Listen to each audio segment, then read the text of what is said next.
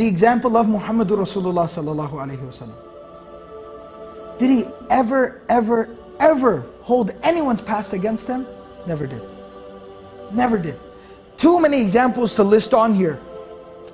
Wahshi. Wahshi is the man who assassinated the uncle of the Prophet ﷺ. The death of the uncle, the murder of the uncle, the mutilation of the body of the uncle of the Prophet ﷺ is one of the moments in his life where the Sahaba say, it was one of the few times where we saw the Prophet ﷺ in such profound pain.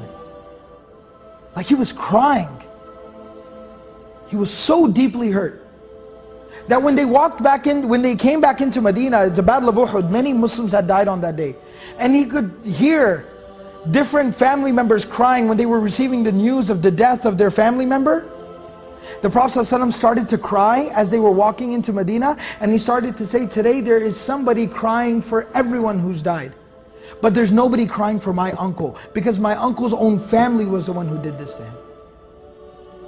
That's how much pain he felt. But the man who carried out the assassination, the hit on Hamza radiallahu anhu, Wahshi, not only does the Prophet ﷺ not hold a grudge against him, but the Prophet ﷺ is the one who is having letter after letter after letter sent to Wahshi.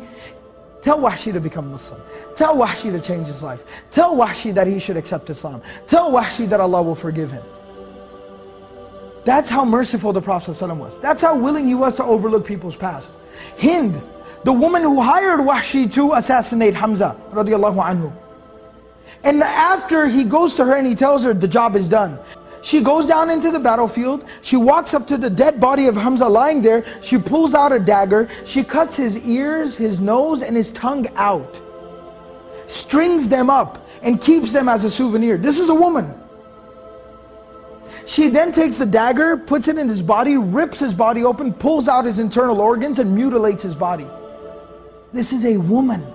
She takes his clothes and rips his clothes off and completely exposes his body. A woman who did this. That's how much he hated the Prophet ﷺ. And that's how horrible, what a horrible act she had done to the Prophet ﷺ and his uncle. But on the day of Fatih Makkah, the Prophet ﷺ doesn't do anything to her. And when she comes to the Prophet ﷺ to accept Islam, ahlan wa sahlan, marhaban bikum. He welcomes her, gives her the shahada, allows her to become Hind radiallahu anha. A companion, a female companion of the Prophet ﷺ. And the stories go on and on. Ikramah, the son of Abu Jahl, same thing. Khalid ibn al-Walid, the architect of the killing of dozens of Muslims on the day of Uhud. All of these people, they were embraced with open arms. And they were made to be close to the Prophet ﷺ, and he accepted them as they were.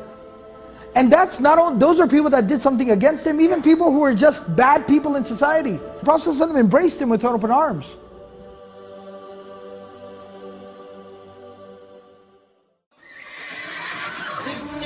بذكر الصافلات صدى كالشهد يروي قلبي الصادي زدني بذكر الصافلات شذا أغري به الريحان والكادي زدني وأسكن في دمي أملا أرمي به أحشاء حسان